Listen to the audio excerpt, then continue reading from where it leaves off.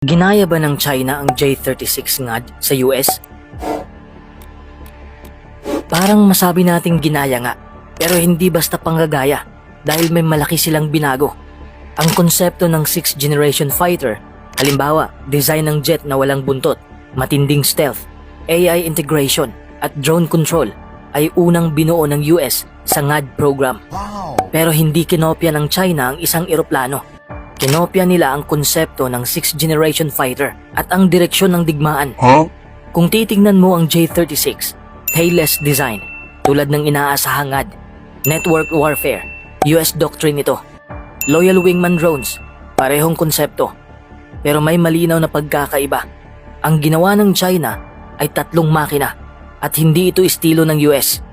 Mas malaking airframe, mas mahabang range, mas mabigat na armas. Mas dinisenyo bilang command aircraft, hindi pang dogfight.